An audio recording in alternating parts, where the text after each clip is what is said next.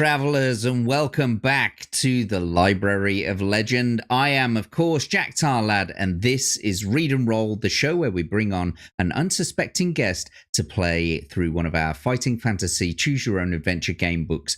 Last time, and it's been a minute, we haven't been broadcasting for a good few weeks, but the last time we had Clifton 3D on. He was working his way through the Talisman of Death. And I think he got to the end of the Temple of Felcarinla, and he beat Horkana. He wore his little ring on his finger, and it cut his finger off. And he got out of the place all right, and that's where we had to end the game for the night. But tonight, boys and girls, we've got a very, very special guest. A very special guest. Before we do any of that, don't forget to do all the things and the stuff. Go over to Rumble as well as here. Yeah. Click the subscribe button, the follow button, get a thumb, jab it up and in there. Say hello in the chat over on Rumble as well. Do all those lovely things and stuff. Give me a second. My camera's out of sync again. There we go. Always happens. Anyway, yes, we do have a very special guest today, boys and girls. Unsuspecting, yes, Eclectic Goat. We'll say hello to the chat shortly. But today, we've been waiting for this for a while, actually. I planned this a couple of months ago.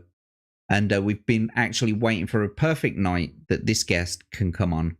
I mean, you already know who it is because I've been talking about it all for the last, couple of weeks. And, it's in the title of the video.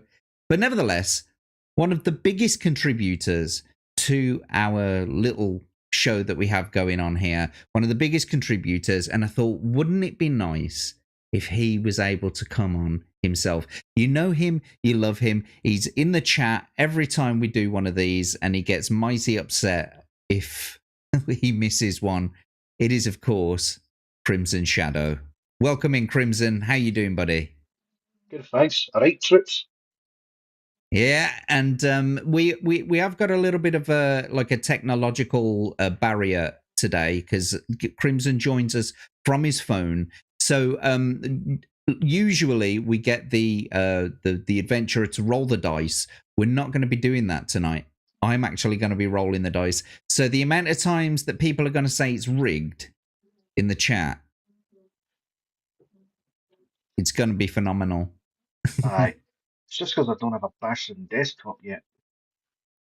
It's all right. No worries. We'll make I've got do. most of the bits and bobs set up. I'm just waiting for my battery time. Yeah.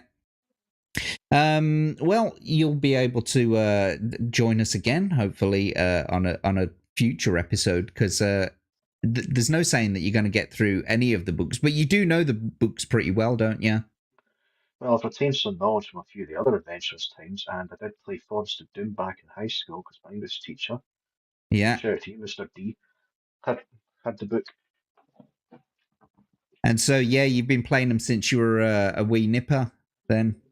So hopefully. And so tonight as well, the other thing is I usually give the adventurer 3 books to choose from 3. But tonight I am giving Crimson the choice of all of the books that I've got. We will get over and do that shortly. But first of all, we're going to say hello to the lovely people in the chat. And of course, don't forget Stream Elements, Ko-Fi, Adventurers bonuses. Crimson is the one who usually donates. Tonight he's playing, so God help him. I can't do that. No, you're not allowed to donate to yourself. Nobody's allowed to donate to themselves. Otherwise, it's just complete piss shovel. Otherwise, Exactly. Right then. So I always ask the guest, who do you think the first person in the chat is? It'll probably be Double Leg. It is. It's the Leg himself, the legend that is Legatus Legionis. Welcome in, my friend. It's good to see you. The best mod on Tinterwebs. The mod of mods. The god of mods. Exactly. And we've got Abe's Gonna Get Ya, my partner in crime, on a Tuesday night and sometimes on a Wednesday. Welcome in, Abe. It's good to see you.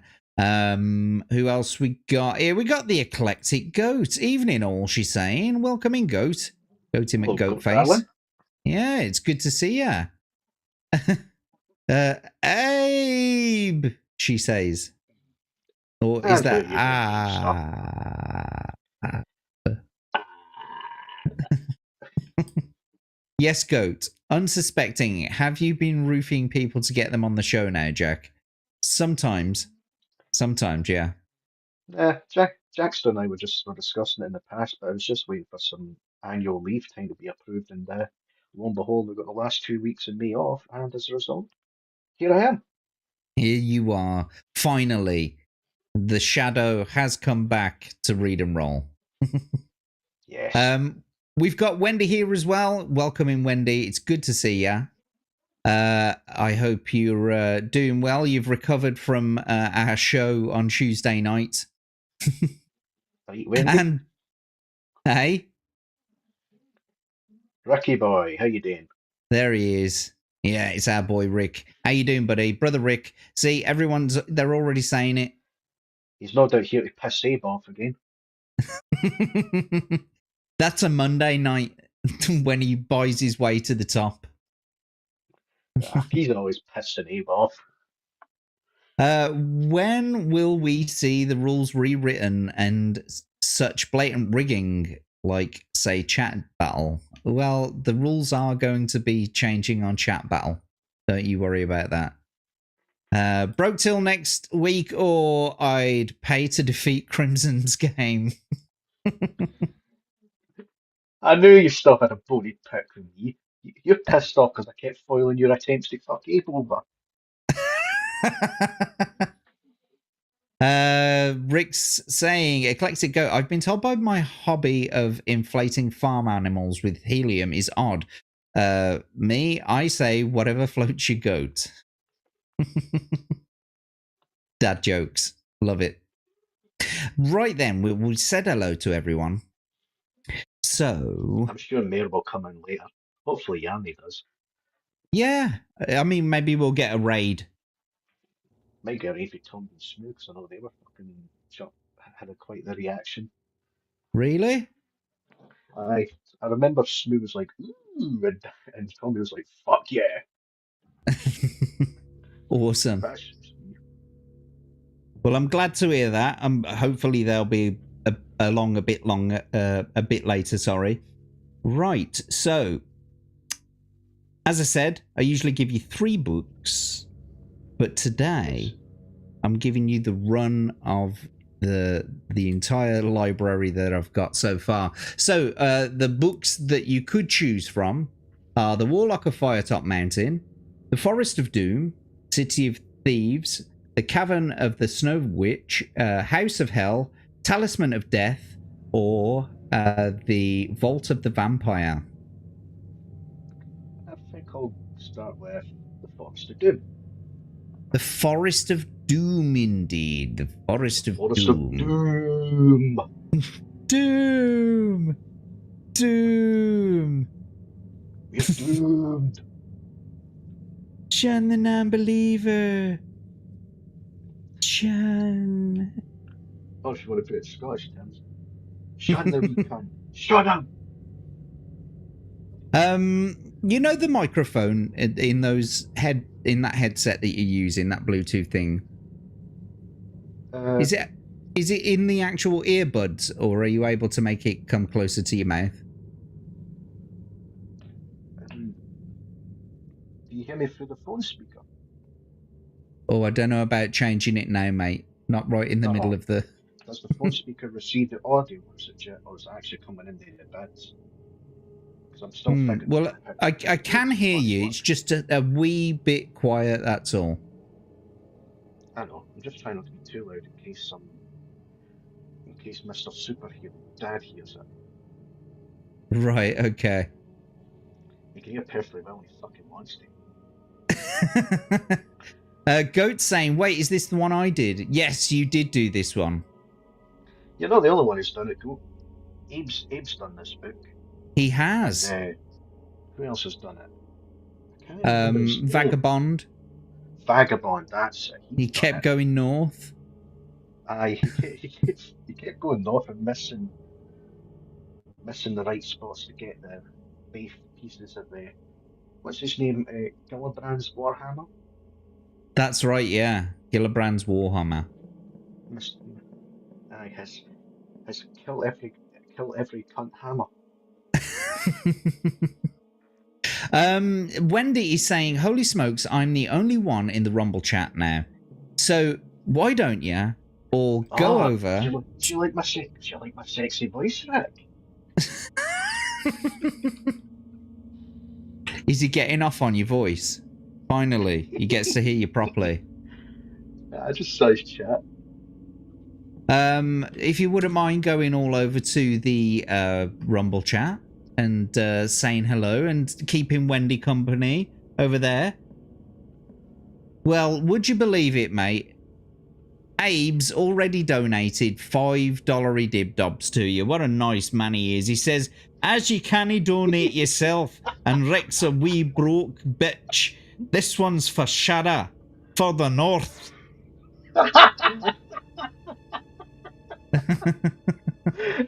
Never change, Abe. Never change. Never change. And we've got B-roll stage in here as well. On the Rumble side, it's our How Atom you doing, Bray. Daphne? Welcome in, mate. It's a pleasure to see you. Thank you. Right then, Hey. so the Forest of Doom. Only the foolhardy or the very brave would willingly risk a journey into Darkwood Forest, where strange, twisting paths wind their way into the eerie depths. Who knows what monstrous creatures lurk in the threatening shadows, or what deadly adventures await the unwary traveller? Do you dare enter? In a desperate race against time, deep within Darkwood, your quest is to find the missing pieces of the legendary Hammer of Stonebridge, which was fashioned by the dwarves to protect peaceful Stonebridge against its ancient doom. Many dangers lie ahead, and your success is by no means certain. Powerful adversaries are ranged against you, and often your only choice is to kill or be killed. So there you go. The blurb, the opening blurb for the Forest of Doom. So you've watched this show over and over again, Crimson. You know pretty much how the entire thing is made up. We don't really need to go through any special rules or anything. Everything the same is the same as it usually is. The only thing that's different is that I'm going to be rolling your dice for you. Any donations that you get, they will automatically go into your adventurers pot that you can draw from. Oh, actually, just in case you haven't got the monetization things, I'll message them over to you now. But it's in the description down below, boys and girls out there in TV land. In the description of both of the streams on Rumble and on YouTube, it's the list of things that can be bought for the adventurer. And if you do want to donate, you can do as either Abe did by going through Ko-Fi. You can also donate through the Stream Elements tipping link, or you can send some Rumble rants through if you're over on the Rumble side as well. What was I going to say? Rumble rants. Oh, pin comment in both of the streams, both of the chats. Go to those links there if you want to donate to our boy Crimson here for the night. Right, so Crimson, I'm just trying to open up Discord. Sorry, I'll send you over these this list of things that you could buy. Well, oh, hang on. If you use Discord, will it kick you out of EVMux? I don't know. I haven't tried. Yeah, don't do it. I did manage to open it separately in the browser. If you need to know what you can buy, I'll tell you. Okay. Aye, just these needs. Yeah. Right then, I'm gonna maybe turn the music down just a little bit, just because you're a little bit low. I'm gonna turn some of the music down. Aye, fair enough. Okie dokie. Down earbuds. I was hoping to see if the dongle from my SteelSeries headset would work. That was me responding. You'll have to talk up just a little bit more, mate, I'm afraid. I couldn't quite make out what you said there. And you're Scottish as well, so it makes it 10 times worse. I was trying to see if my... There. Let me start again. Put my teeth back in my mouth for a change. I was trying to see if my Steel Series headset would work, but unfortunately the dongle was there responding. Ah, got ya. Well, don't change anything now, mate. We'll work with what we've got, and yeah, everything should be there, all right, Marty. mate. How you doing? Wait, what? Where is that? Marty, Uncle Martin. Oh, I thought you said Batty for some reason. I thought, where is he? I don't. There he is. I just usually call him Marty. Yeah, our Uncle Martin. He doesn't suck at gaming. It's a lie. But welcome in, Uncle Martin. It's good to see you. It's an ironic joke. It is. That's very sweet of you, Rick Cleary. I'm also watching stereo on the PC. Nice. You see, that's the way to do it. Just open up multiple browsers. And don't forget to click the likes. Anyway, you know the general gist of all the things that go on in the adventure. So here's your adventure sheet. Here's your adventure sheet, and you've got 5 rubies to choose from to buy things with. So you know that we're going to roll for your initial skill, stamina, and luck. You know what they do, right? Yes. You know how the battles work? Yep. Okay. I think we're pretty good to go. One thing I didn't test, actually, is the dice roller. So I'm just going to roll out 2 dice now. See if they work. There we go. And that's the best you're going to get all night, mate. From now on, it's all shit rolls.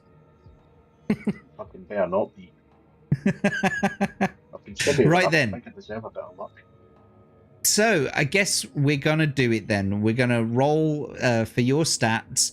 Don't forget, you've got 5 rubies to choose from, and you would be able to roll buy a re-roll if you wanted to.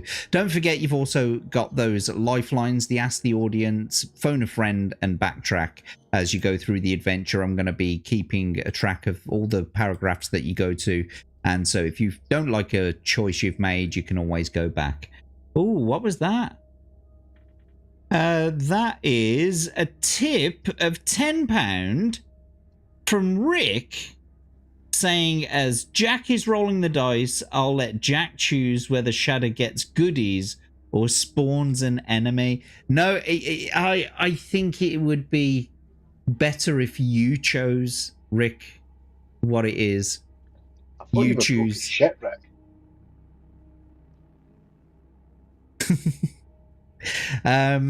So thank you so much to Abe and to Rick for the $15 dib-dobs that you've sent in now. You've got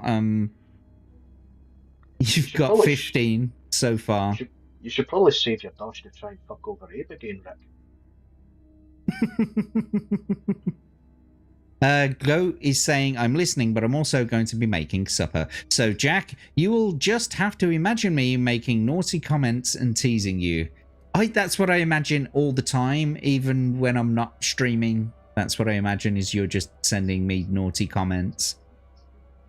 Right, so let's roll for your stats then. Unfortunately for you, you have no choice over it. So here we go then. We're going to roll 2 d6, and then we will add 12 to that score. So a 4 and a 4, that's 8. Oh, hang on, sorry, we're adding 6 to this, aren't we? Because it's skill. So yes, a 4 and a 4, plus carry the 2. 4 plus 6 is 14. No, that's not right. That can't be right. 4. If it's 1 dice for skill, wouldn't that be 6? Do you know what? I've forgotten how to play this game, mate. It's 1d6 at first, isn't it? It's 1d6. Then we add 6. 4, so you might as well just put 6 on one of the 4s and make it 10. So there we go. 5 I'll take plus 11. 6 is 11. I'll take that. You're not losing, are you, so far? Don't worry about it. Don't worry about it, bro. Lucky me. And so we're going to roll for your stamina now, which is Roll, 2d6. roll away, Jackal. Okay, a 2 and a 4 plus, so that's 18. Decent. That's not bad. And we'll roll for your luck now. Just 1d6. 3 plus the 6, that's 9. Bit of a So, shit on that. do you want to re-roll at all? How much is it for reroll? Is it? It's 5 for £5 for a re-roll. 5 rubies.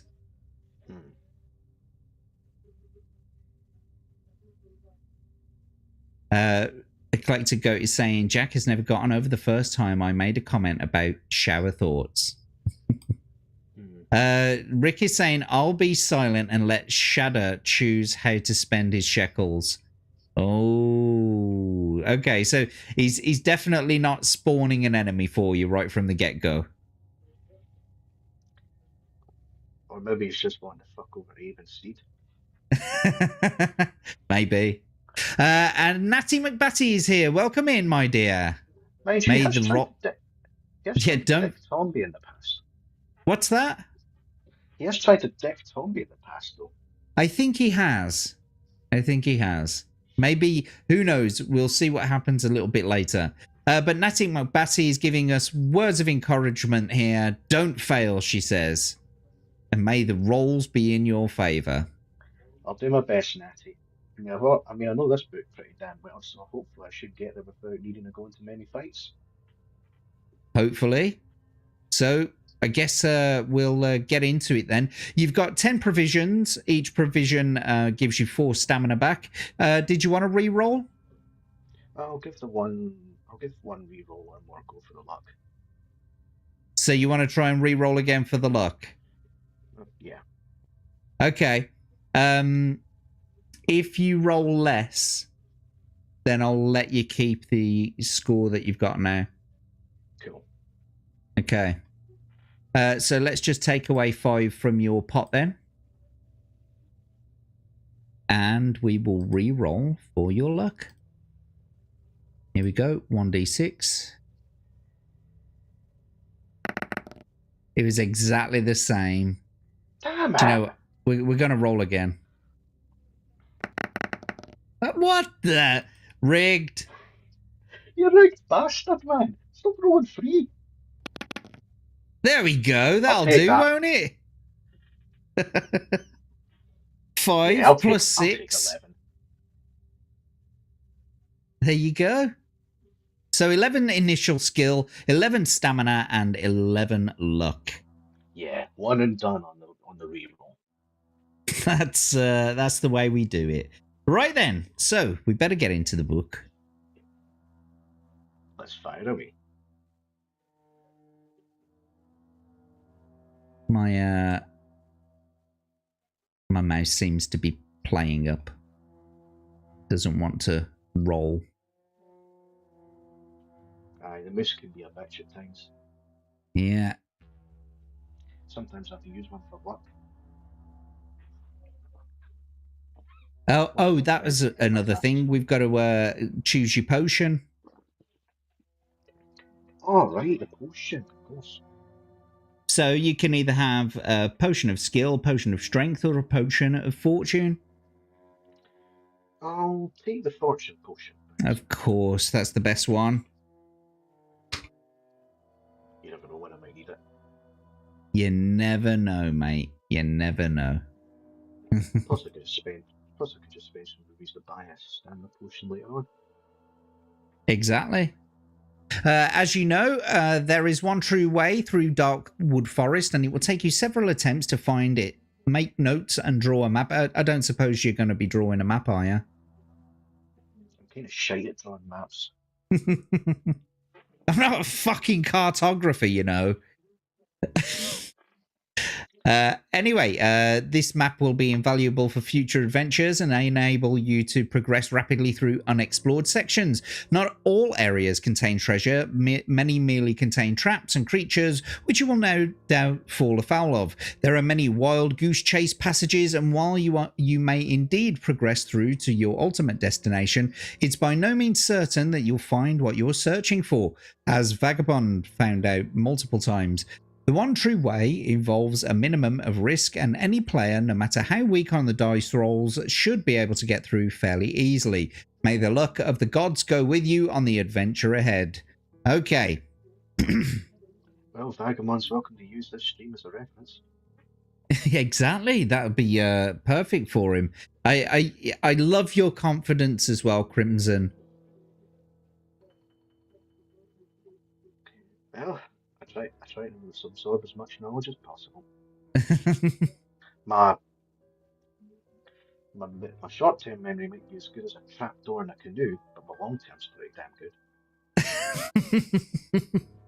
Well, I hope you can remember this book. Here we go then. We're going to get into the background. So, as you probably well know from playing this book so many times, you are an adventurer, a sword for hire, and have been roaming the northern borderlands of your kingdom.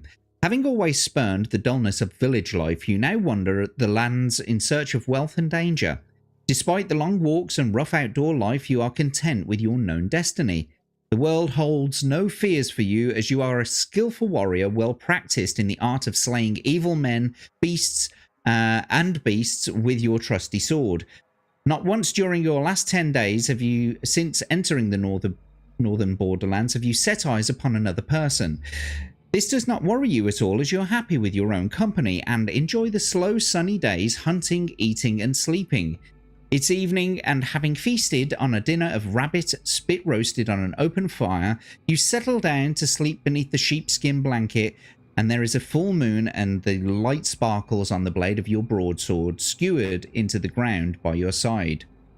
You gaze at it, wondering when you will next have to wipe the blood of some vile creature from its sharp edge. These are strange lands inhabited by weird and loathsome beasts, goblins, trolls, and even dragons. As the flame of your campfire gently dies, you begin to drift asleep, and images of screaming trolls flicker through your mind. Suddenly, in the bushes to your left, you hear a loud crack of a twig breaking under a clumsy foot. You leap up and grab your sword from the ground. You stand motionless but alert, ready to pounce on your unseen adversary. Then you hear a groan followed by a dull thud of a body falling to the ground. Is it a trap? Slowly you walk over to the bush where the noise is coming from and carefully pull back the branches. You look down to see a little old man with a great bushy beard, his face contorted with pain. You crouch down to remove the iron helmet covering his balding head and notice two crossbow bolts protruding from his stomach of his plump chainmail-clad torso. Picking him up, you carry him over to the fire and stir the dying embers into life. After covering him with the sheepskin blanket, you manage to get the old man to drink a little water. He coughs and moans, and he sits up rigid, his eyes staring fixedly ahead, and starts to shout, "I'll get them! I'll get them! Don't you fear, Gillibrand! Big Leg," excuse me, I'm coughing. "Big Leg is coming to bring you the hammer. Oh yes, indeed I am." The dwarf, whose name you presume to be Big Leg, is obviously delirious from the poison-tipped bolts lodged in his stomach. You watch as he slumps down again to the ground, then whisper his name in his ear. He stares, that's supposed to say stares there.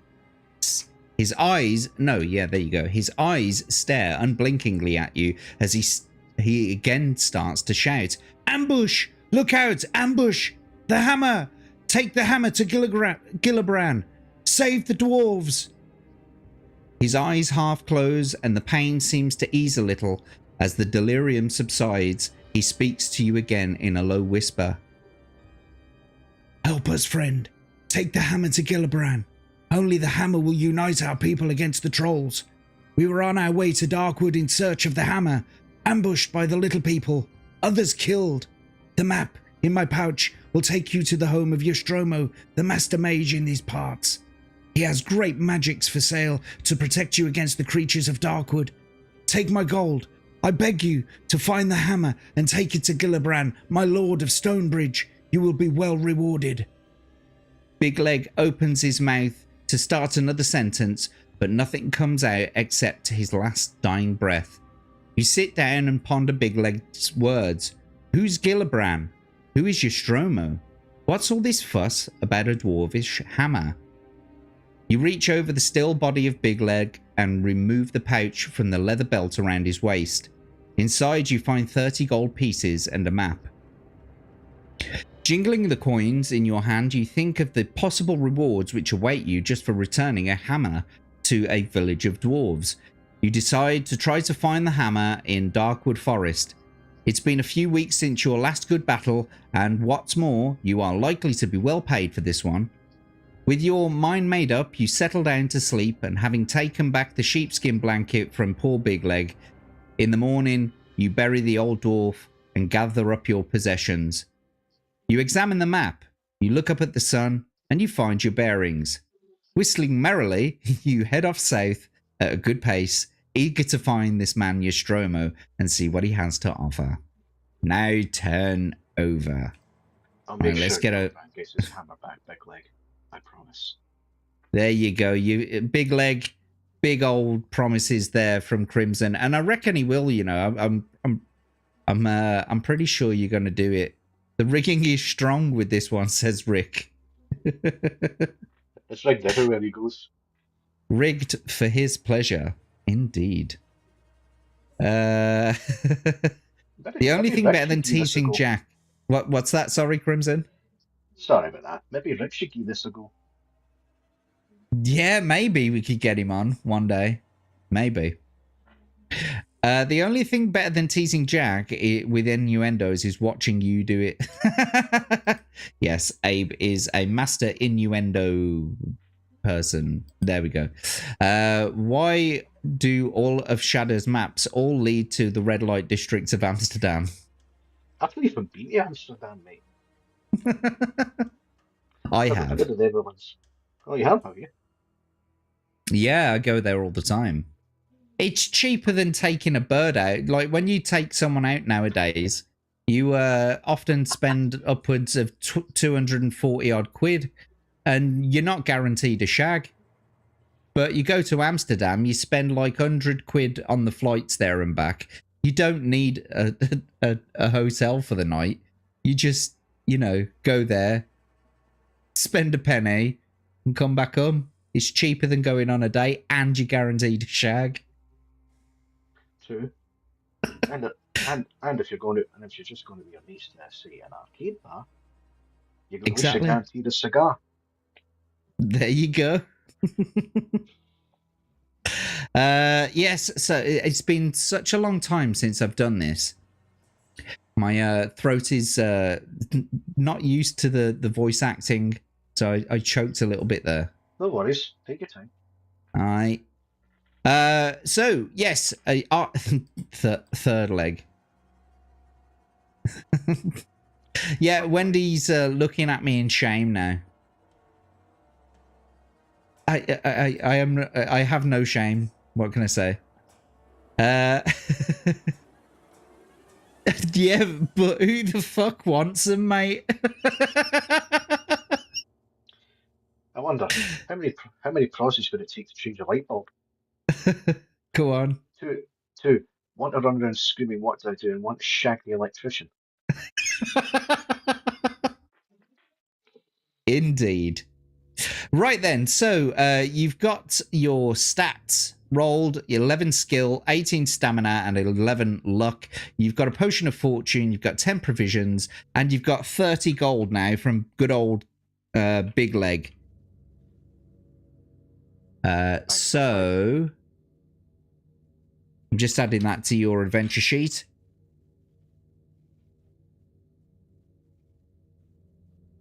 Okie dokie. Right then, so we'll go to the first paragraph. Are you ready to rock, my friend? Yes. Right, let's get into this then. Your walk to Nostromo's takes a little over half a day, and you arrive at his stone tower, home, dirty and hungry. As the tower is set back on the edges of Darkwood, some 50 meters away from the path you've been following, it's difficult to find. Finally, you walk up to a huge oak door, somewhat relieved to find that it does exist and that Big Leg had not been speaking wildly in his delirium. A large brass bell and a gong hang from the stone archway. As you ring the bell, a shiver runs down your spine and you realise that the loud bong invades a deep silence which you had not noticed. There are no sounds of birds or animals to be heard. You wait anxiously at the door and hear slow footsteps descending stairs from the tower above. A small wooden slot in the door slides open and two eyes appear to examine you. "Well, who are you?" demands a grumpy voice through the hole. You answer that you are an adventurer in search of a master mage, Nostromo, intending to purchase magical items for him to combat the creatures of Darkwood Forest. "Oh, well, in that case, if you're interested in buying some of my merchandise, you had better come up. I am Nostromo." He then turns and slowly climbs the stone stairs. So, Crimson, your very first choice on an episode of Read and Roll, will you follow him up the stairs or draw your sword and attack him? I'm going to follow him up the stairs. I think that's the best idea. You follow the huffing and puffing old man in his tattered robes up the spiral staircase to a large room at the top of the tower. Shelves, cupboards, and cabinets line the walls, all filled with bottles, jars, weapons, armor, and all manner of strange artifacts. Nostromo shuffles past the general clutter and slumps down in an old oak chair. He reaches into his top pocket and pulls out a fragile pair of gold-rimmed spectacles. Placing these on his nose, he picks up a piece of slate and chalk from a table next to his chair and begins to write frantically. He then hands you the slate. On the slate is all of these beautiful items that you can buy from Nostromo, and they all cost between 2 and 3 gold pieces. So I will list them off with their prices. So first of all, Potion of Healing, 3. Potion of Plant Control, 2. Potion of Stillness, 3. Potion of Insect Control, 2. Potion of Anti-Poison, 2. Holy Water, 3. Ring of Light, 3. Boots of Leaping, 2. Rope of Climbing, 3. Net of Entanglement, 3. Armband of Strength. I feel like I'm reading out the football scores. Armband of Strength, 3. Glove of Missile Dexterity, 2. Rod of Water Finding, 2. Garlic Buds, 2. Headband of Concentration, 3. Fire Capsules, 3. And Nose Filters, 3. Ah, we're at the end of the list. Right then. I'm going to start with the Holy Water. Okay, so Holy Water, 3. I'll also get the Glove of Missile Dexterity. Glove, Missile. Okie dokie. Where is that one? That's 2. Yeah. I'll get the Armband of Strength. Armband of Strength. And just as a contingency, I think I'll probably get that Insect Control Potion and those Garlic Buds. Insect Control and Garlic Buds. In case there are those bastard bees or those fucking bats.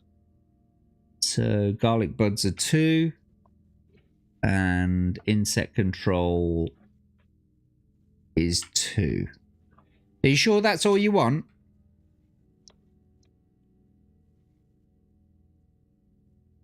I probably won't need them, but I'll just get the fire capsules for a laugh. Fire Capsules for a laugh. Okay.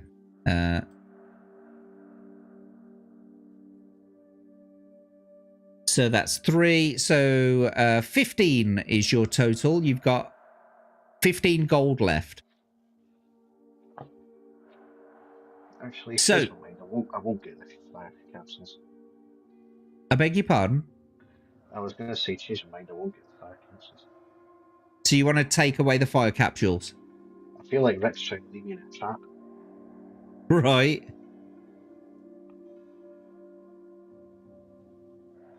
I suppose anti-poison wouldn't be a bad idea. Okie dokie. Anti-poison, yeah. Yeah. So that's another 2. So you've got 13 gold left now. Yeah. Okay, so I'll probably save the rest of my gold because I know, if I remember correctly, I might need that money later. You might do. Tell you You what, might do. At least 1 gold coin, maybe. I think I might get. Although I doubt I'll probably be going anywhere where I'll need fire capsules, so So are you still wanting to remove the fire capsules? I'll just keep them. You're going to keep them. Okay.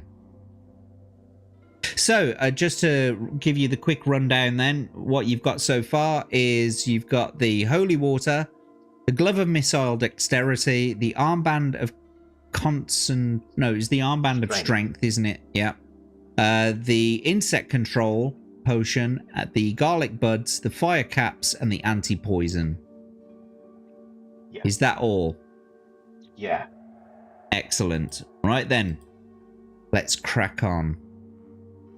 Hang on, let's just see what you're saying. Try the ginger snaps. You got garlic snaps, mate. I do love ginger snaps. They are tasty. I've drank desperados. You got garlic butter? No, not quite. If you have more anti-poison, I think he did buy that. Yeah, you just bought that. Dinner is ready. Everyone have a great night. I'll leave it running for the view. Thank you so much. Go enjoy your dinner, and we'll see you soon. If you do need a reference for this, so feel free to check back. Exactly. Rick, I am your father. What on earth is going on here? It's the trader. It's the Trader Joe's of potions. No doubt the classic banter between Abe and Rick, Dane. Wendy's saying, I thought you were a distinguished gentleman, Jack. I'm distinguished, but perhaps not for the right reasons. Right then, let's crack on. Are you ready? Here we go then. Oh, yes. He tells you that all the instructions for use are written clearly on the labels attached to the items, together with their suggested use. He sighs and tells you that unfortunately the magic in the items only works once, but they are the best you can buy for the money. If you decide to buy any of the items, we've done all this, yada yada. Nostromo then asks the reason for you for the purchase of the items, and you tell him your story and your decision to continue the quest of the luckless Big Leg. Ah yes, Nostromo says slowly, rubbing his chin. Heard that good dwarves of Stonebridge had lost their fabled warhammer. Without it, their king is unable to rouse his people, despite the fact that the hill trolls threaten their village. Rumor has it that their envious king of another village of dwarves sent an eagle to Stonebridge to steal the hammer, which it managed to do. But as it flew back over Darkwood, it was attacked by deathhawks, and the hammer dropped into the forest and was lost. Apparently, 2 forest goblins found the hammer, but could not decide on who was to keep it. They wrestled for hours, but gave up. They then discovered that the handle unscrewed from the head, and the argument was settled. One kept the head, the other kept the handle. Then they parted, each happy with their new treasure. Who knows if they still have them, so I'm afraid your problems are doubled. I can tell you that the head is made of bronze and the handle is made of polished ebony. Both head and handle have the letter G inscribed on them. Your task is not easy. Good luck. You thank Nostromo and you leave the room by the spiral staircase, turning to 177. So, outside, In the bright light, you notice the dead quietness again. A narrow path leads northwards from the tall grass surrounding Nostromo's tower into the dense undergrowth of Darkwood Forest. In a few strides, you are surrounded by the dark and tangled forest. Stones and knotted roots seem to hide in the shadows, and you can almost believe that they are trying to trip you up. The light fades quickly and the air becomes moist and unpleasant. Deeper and deeper you go into the gloom, and eventually the path forks on either side of a huge old tree. So, are you going to go west or go east? If I remember correctly, I'm gonna go east. East it is. 160. Oh, and here's a nice little bird. The narrow path continues to cut its way through the tangled forest.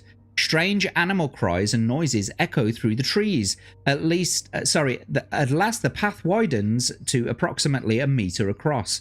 Soon you arrive at a moss-covered wooden signpost, on top of which sits a large crow. The arms of the signpost read north and east.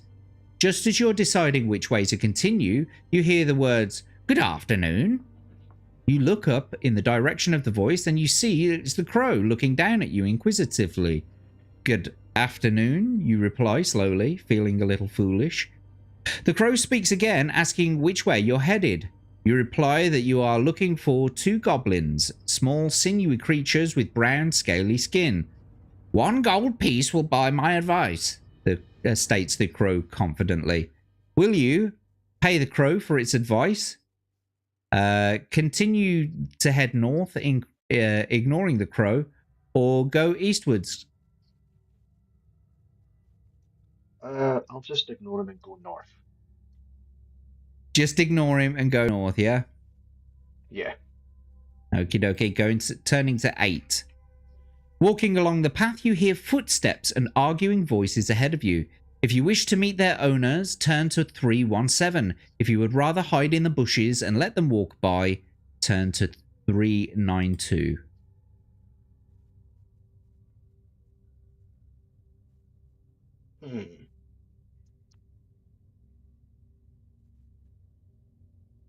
I'll hide in the bushes.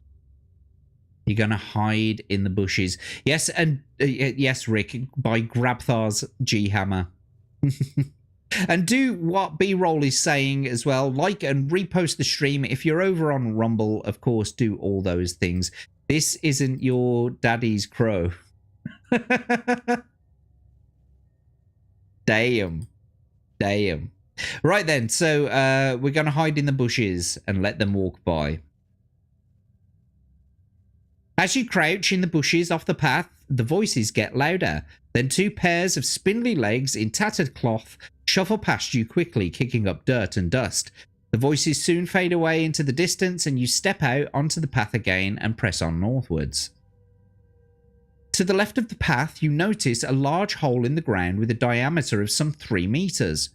Walking over the edge of the hole, you see it sloping off into the depths of the earth. If you wish to walk down into the hole, turn to 125. If you'd prefer to continue walking northwards up the path, turn to 337. I'll check the hole. Let's go in the hole. Why not? It's a gigantic hole in the floor. Let's go down there. As you descend into the hole, you notice large amounts of slime secreted by some huge creature. If you wish to climb back out of the hole and continue walking northwards up the path, turn to 337. If you wish to carry on down into the hole, turn to 15. I'll carry on. You're going down there, yeah? Yeah. Down, down, deeper and down. Here we go then, Crimson. Oh my god, what have you bumped into here? I've got to be honest with you, mate. I think this is the first time out of all of the times that this game has been played, this particular book, this is the first time we've ever gone this path. Interesting. The slope is steep and you slip on the slime, tumbling head over heels down the hole to the bottom into a large earthen cavern. You jump to your feet and are alarmed to see the shiny tip of a poison barb on the tail end of a huge stingworm coming straight at you. The stingworm is about 5 meters long and has huge yellow segments, but all you care about is protecting yourself from the barb. There is no time to scramble out of the hole. You must draw your sword and fight. Your enemy is a stingworm. It has a skill of 8 and a stamina of 7. Now, you do have a backtrack if you do want to go back a paragraph.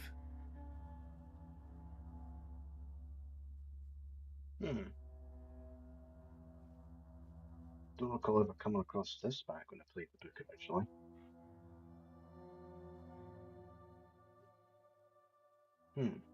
Interesting. Well, you could also use the backtrack, which means that you'll go back to the choice of whether to go deeper down the hole or get out the hole again. If you do that, you could buy the backtrack back. That costs 5 rubies. I'll backtrack. So we'll backtrack back to 125. And are you going to buy your backtrack back? Well, once we get back to the page, I'll decide. Okie dokie. So as you descend into the hole, you notice large amounts of slime secreted by some huge creature. You can either climb back out of the hole or carry on down to the hole. So last time you carried on down to the hole. So I assume this time you want to go to 337. Aye. Aye. Okay. At last, the trees begin to thin out and shafts of sunlight beam down through the gaps on either side of the path. As the path widens, you see a large cave entrance set a few yards back on the right.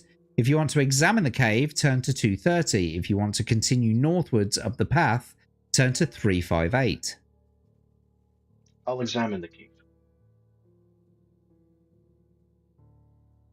So, inside the cave is this gentleman here by the look of it, with someone in a cage. Slowly, you peer into the cave and you see the huge shape of an ogre walking slowly over to a wicker cage with a bowl of water in his great hand. He is dressed in animal furs and carries a huge stone club in his belt. There appears to be a small creature jumping around inside the cage. You may pick up a rock and throw it at the ogre, rush in and attack the ogre with your sword, or leave the cave and continue up the path. I'm going to be a dick and pick up the rock and throw it at the cunt. Right. If you possess the Glove of Missile Dexterity, turn to 55. If you don't, turn to 10. Well, you do. Yep. So let's turn to 55. You reach into your backpack and pull out your purple silk glove. It fits snugly on your hand. Then you bend down to pick up a good-sized rock and take aim. You throw the rock with all your might at the ogre, and it flies like an arrow to hit him on the side of the head, knocking him unconscious. The creature in the cage jumps around even more frantically than before. So, do you want to take a closer look at the creature in the cave, search through the contents of the cave, or leave the cave immediately and continue northwards? I'll take a look at the big bitch. You want to look at the thing in the cave? No, 168. Yeah, 168, okay. Yeah. Inside the cage, a small sinewy creature with brown scaly skin is jumping up and down. He is a goblin. Round his neck hangs a black shiny rod on a leather cord. I wonder what that could be. If you want to unlock the cage door, turn to 117. If you want to leave the cave and continue northward, turn to 358. You've got a raid, by the way. Do I? Well, blow me down with a feather duster, because Evil Enigma has raided the stream, boys and girls. If you want to spam some emotes in the chat, go for it right now.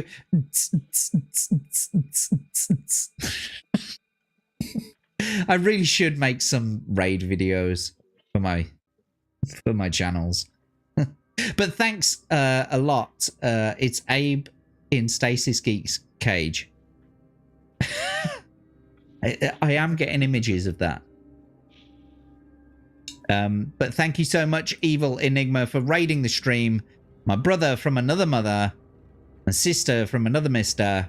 It's just Robbie Coltrane, don't worry. Welcome, fellow Enigmas. Yes, my Enigmas. Welcome in. Grizzled Entertainment's here. He's got it.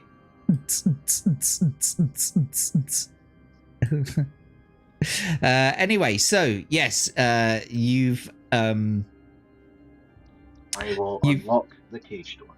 Okie dokie, 117 it is then. You unlock the door and you step back, drawing your sword in case the goblin tries to attack. He picks up a wooden stool and, waving it in the air, kicks the door open and charges at you screaming. You must fight. Now, we haven't been keeping track, so you don't have a backtrack at the moment, and I haven't been keeping track at your paragraphs. So there is absolutely no way out of this battle right now. You have to continue on with the battle. So that's fair. Are you ready for your first battle, mate?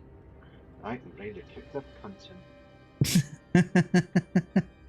Right, I've never done this before. I've never had to roll the dice at the same time as filling out the adventure sheet. So you're just gonna have to bear with me, guys.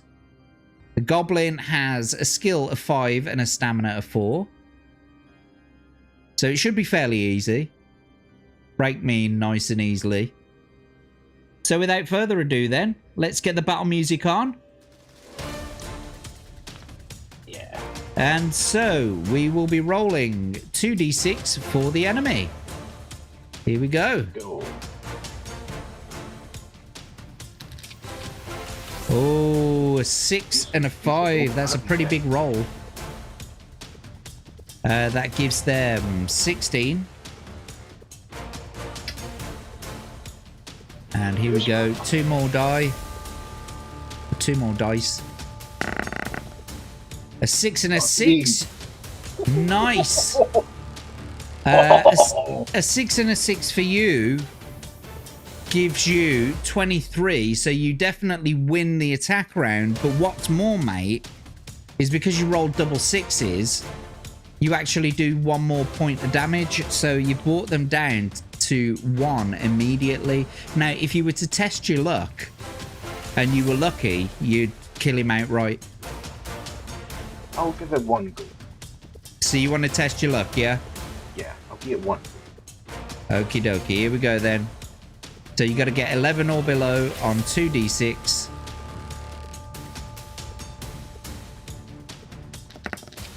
Yes, easy. So we'll bring your luck down to 10 now, and you've defeated the enemy. You've defeated this little goblin bastard.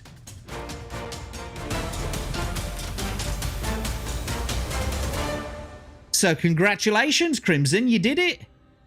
Yeah, get it up here, you fanny. You wee fanny. And we've got some other people joining us as well. Alucard is here. Welcome in, Alucard. It's a pleasure to have you here. My fellow Coven. Remember that Shadow has the Amulet of Strength. He certainly do. He certainly do.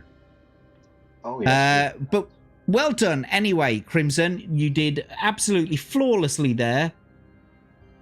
So you've defeated the goblin.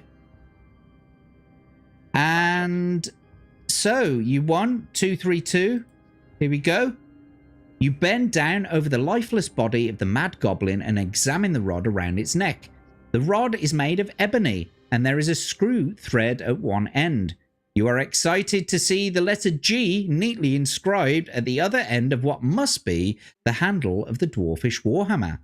You put your find in your backpack and add 1 luck point. If you wish to search through the contents of the cave, turn to 263. If you want to leave the cave and continue northwards, turn to 358. Well, before you do anything, before you make that choice, let's put the ebony hammer handle in your haversack. Here we go. The ebony and ivory. No, the ebony handle. There you go. And 1 luck point. So you're back up to 11.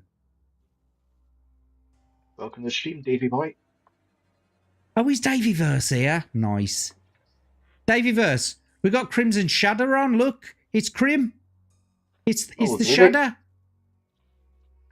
I'm probably the first Scottish guy to play this. I think you are actually. Well, on this stream anyway.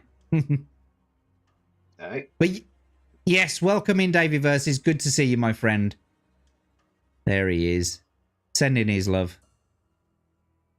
Anyway, so well done. You've got the handle to the Hammer of Stonebridge now. I think I'll get my arse the fuck out of that cave. So no searching through the contents. No, you're just going to get straight out of there, yeah? Aye. Okie dokie. Walking along the path, you do not notice a rope noose hidden behind some fallen leaves ahead of you. Your foot catches in the noose, and suddenly you are hauled into the air by the rope which is tied to a sprung tree. In a second, you are hanging upside down, suspended by your trapped foot. It's time to test your luck. If you're lucky, your sword remains in its scabbard, and you are able to use it to cut yourself down from the man-trap. If you're unlucky, your sword slips from its scabbard and drops to the ground, leaving you dangling helplessly. Right, so we've got to get 11 or below on 2d6.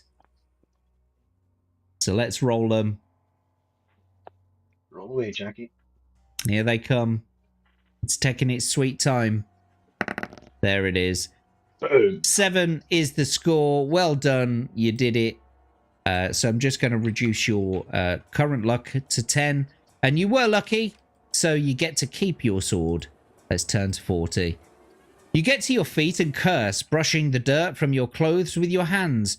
You are tempted to wait around to discover who set the trap, but decide against it. To continue northwards, you turn to 274.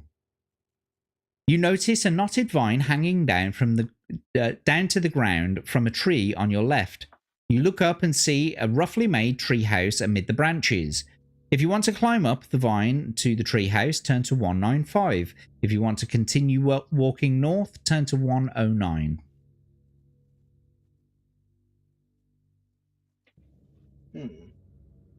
I'll just go north. Continuing north it is, 109. Soon the path leads out of the trees onto a large plain with tall grasses. Beyond it you see rising ground, and further off some low hills. The path splits and goes in 3 directions. So, you're going to go west, east, or continue north? I'm gonna do what the name of that band is and go west. Okay. We close our eyes. The path ends at another junction. The way south leads back to the forest, so you decide to head north. Let's go to 180. Walking quickly along the path through waist-high grass, you arrive at another junction in the path. If you want to continue walking north, turn to 105. If you wish to go west, turn to 361. I'll go west again. From not too far ahead comes the sharp noise of barking dogs drawing near. Suddenly, a brown fox with its eyes wide open in fear dashing past you, running east. The frantic yelping of the dogs gets louder. If you wish to face the oncoming pack of dogs, turn to 396. If you would rather hide in the tall grasses off the path and let them run past in pursuit of the fox, turn to 86. So, face the dogs or let them run off. Square go with the dogs. 396 then, yeah? Yeah. Okay, here we are. So it looks like a hunter on a horseback with some dogs. You draw your sword and stand to face the pack of dogs. They come into view in a cloud of dust. Galloping behind them is a masked rider wearing a long flowing cloak and riding a white stallion. He blows a horn and the pack of dogs comes to a sudden halt in front of you. There are 4 of them and you see that they are hunting dogs. The stallion stands motionless behind them with steam blowing from its nostrils in 2 long jets. The masked man looks at you without speaking. Will you start a conversation with him, or attack the dog nearest to you. He's piqued my curiosity, so I'm going to have a chat with him. Let's have a chat. You nod your head as at the masked rider and bid him good day. He nods back but says nothing. You tell him of your quest to help the dwarves of Stonebridge. He then jumps down from his mount and throws back his cape and extends his right arm to shake your hand. You see that each of his fingers is adorned by a large gold ring. Will you attack him for his gold or carry on the conversation? I'll carry on the conversation. I think that's a good idea. The man smiles and takes off his mask, explaining that he wore it to protect him against the dust and not to hide his face not to hide the face of a robber. You sheathe your sword and relax a little. The man tells you that he's a hunter and that the best game in all the northern borderlands can be found on this grassy plain within Darkwood Forest. He says that his hounds were chasing a wild boar when they lost its scent and picked up that of the fox mistakenly.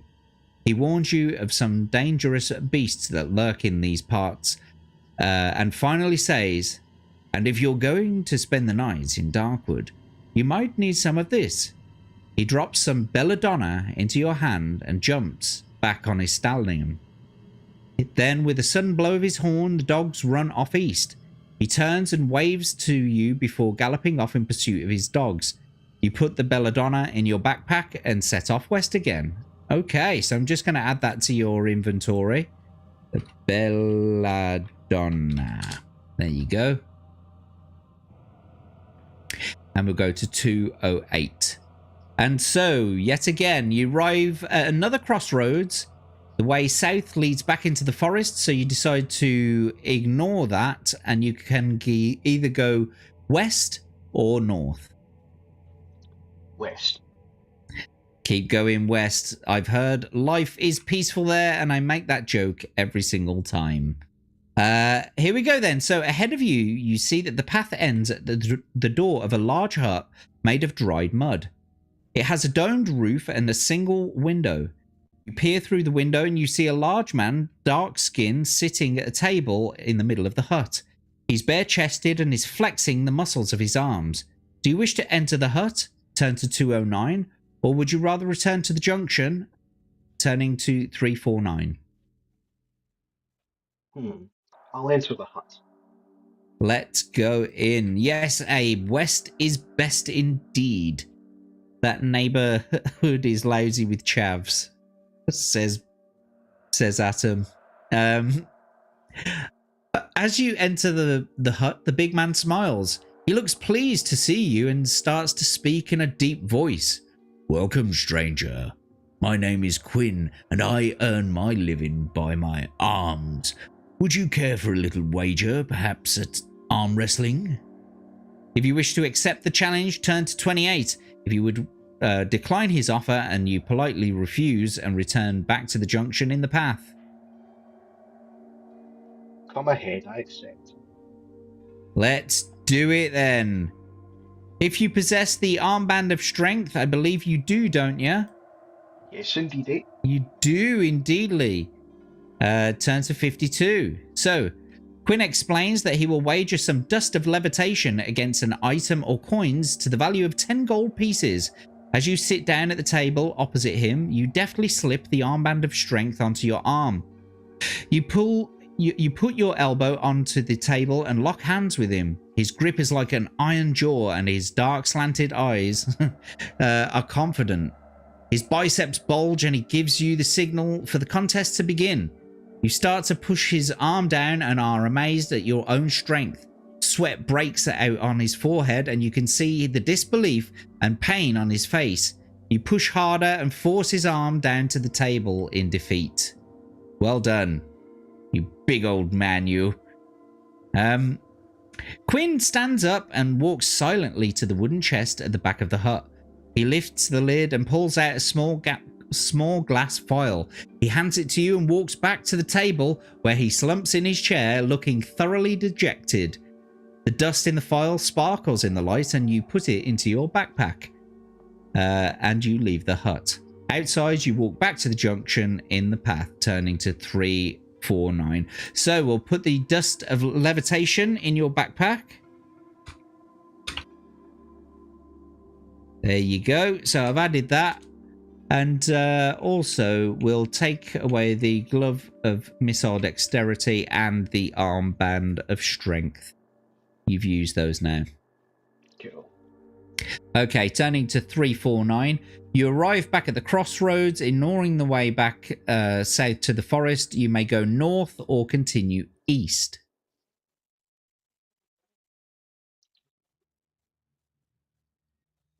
Tell you what, I'm going to purchase a backtrack first. You're going to purchase a backtrack. Yes. Okie dokie. So we'll take 5 out of you. You've got 5 left. Let's bring up your... What's it? So from now that you've purchased a backtrack, I will only be tracking your progress from this point on. Right on. Okay. So 349 is the page. Actually, Rick, Abe did it. What was the? Oh, did he? What's the thing? Well, What's he he saying? got the dust as well. I don't think any. Yeah, definitely. Yeah, he must have done because he's Abe completed the quest. I'm sure he did. Aye, Abe beat the forest doom. I think he did. So he's definitely beaten that guy to the arm wrestle. Cheated like a champion. That's it. Just like Bender from Futurama. Exactly. They don't call him Bender Rod. What is it? Bending Rodriguez for nothing. Yeah, Bender Bending Rodriguez. Oh, do we have to watch that? I don't want to. Anyway, let's crack on then. The dust of levitation is best fresh from a grinder. It is. The app, the gay dating app, Grinder. Anyway. Never ever seen such blatant poofery. Right then.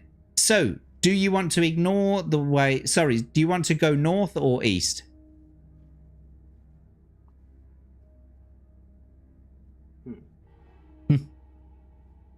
I'll go north. As you walk further northwards across the plain, the grass is gradually becoming shorter and the ground starts to rise gently. Ahead you hear the roar of crashing water. Soon you reach the bank of a wide river split on 2 levels. To your right, the water is calm and slow-moving, but in front of you it tumbles noisily down a great waterfall, to a gorge where the river narrows and quickly west over rocks and boulders. Steps lead down by the side of the waterfall to the bottom of the gorge, although it's difficult to see where they end because of the spray thrown up. Across the river, you see the path heading north into the distance. A small wooden boat is tied to a post to your right where the river is calm.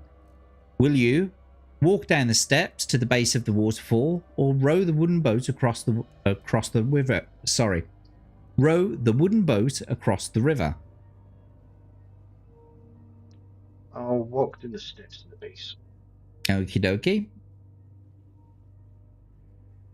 291. And you're going to 335. You walk down the slippery stone steps to the bottom of the waterfall. You look up and see a magnificent rainbow reflected in the spray. It is dark in the gorge and impossible to see through the wall of water where the steps end. If you wish to walk through the sheet of water, turn to 181. If you want to climb back up the stone steps, turn to 326. I'll walk through the water.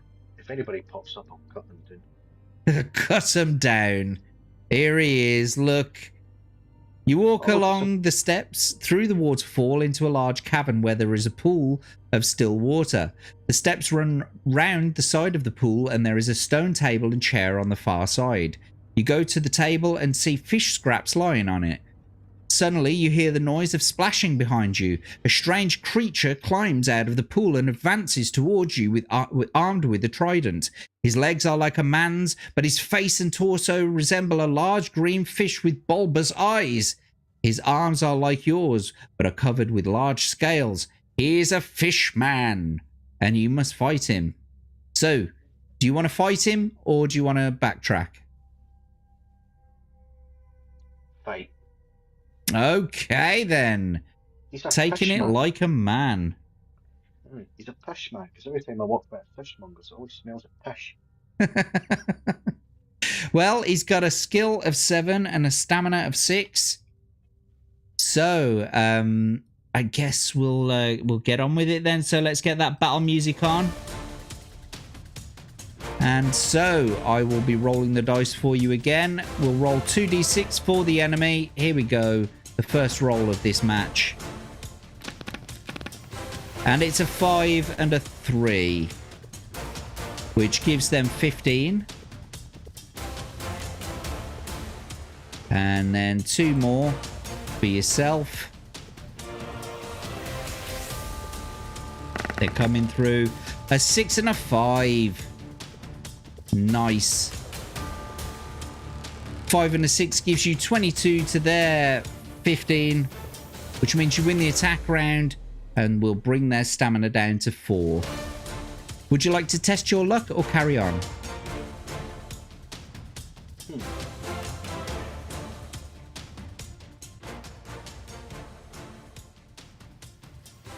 Would you like to test your luck or carry on? Okay. You're going to carry on.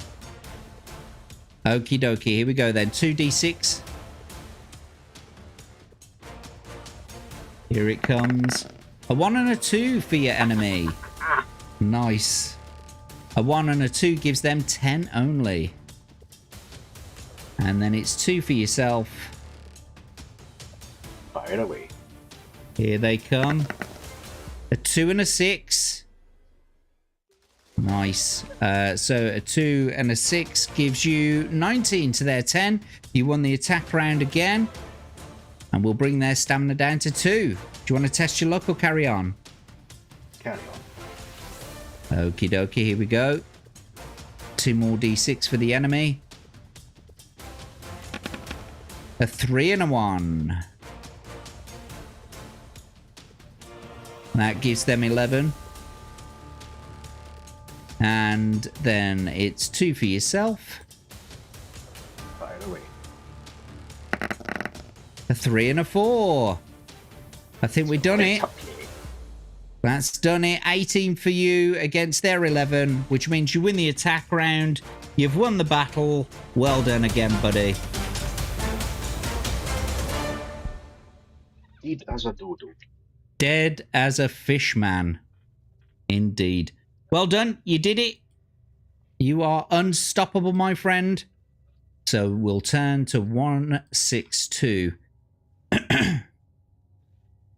There's nothing, unfortunately, of use or of value in the Fishman's Cave, so you walk around to the north side wall. Steps lead back through the waterfall and up the north wall of a gorge to the top. You are at the foot of some hills and can see a path climbing up into the midst in the north. It's getting dark and the night is closing in, so you decide to camp behind some rocks to the right of the path. You build a large fire and settle down to sleep with your sword by your side. 285. Oh, what is this? You have been asleep for about an hour when the noise of deep growling wakes you. You stand up without making a noise and grab your sword. You wait and listen. There is a full moon in the sky and the light casts eerie shadows all around. You hear soft footsteps and sniffling, followed by another low growl. Then the shape, which looks like a man, steps out of the shadows to your right. As he gets closer, you see that his chest, arms, and face are covered with thick brown hair, and long teeth protrude from his mouth. He is a werewolf, and you must fight him. You've got to fight him because there's no way back. Unfortunately, even if you were to backtrack, you would only go back to the last battle. So Let's just get into it. I guess we got to get into it. So he's got a skill of 8 and a stamina of 9. So back to the battle music then. Here we go. Let's get it on then. So 2d6 for the enemy, You need to change as the page. always. A 6 and a 5. Not a good start. Yeah. That's a pretty high roll. And so that's 19 for them. And here come 2d6 for yourself. Here they come. 2 3s. Wonder what that's going to do. That's 3 and a 3. It's 17 That's to their 19. Unlucky. so that's two That, off me. what you say, mate? Well, that's 2 off me. And, Yeah, since it's unfortunately, it's your first bit of damage of the entire show. Your stamina is now 16. Would you like to try and mitigate any of that damage by rolling for luck, or do you want to just carry on? I'll carry on. Just to let you know, your stream page has got stuck on the page about where I'm going to find the werewolf. My stream page has got stuck on what, sorry? I'm saying your book page is still on the bit when I was asleep for about an hour and all that. Oh, yes, I haven't given you your adventure sheet, have I? My apologies. Thanks for worries. pointing that out, mate. Right then, so we're just carrying on then. So here they come, 2d6 for the enemy.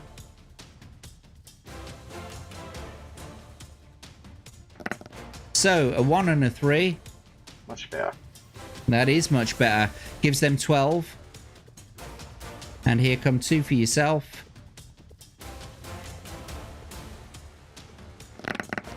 Oh no, Snake Eyes double 1. Hell. That gives you 10. So we'll bring... Go on. Oh. So, those 2 snake eyes put equal a total of 2 and go into my skill at 11, right? I don't get what you mean, mate. I think I quite heard you quite well. No, it's just if we're gauging this from my initial skill, and I rolled 2 1s, so that equals 2 altogether, doesn't that take my count to 30?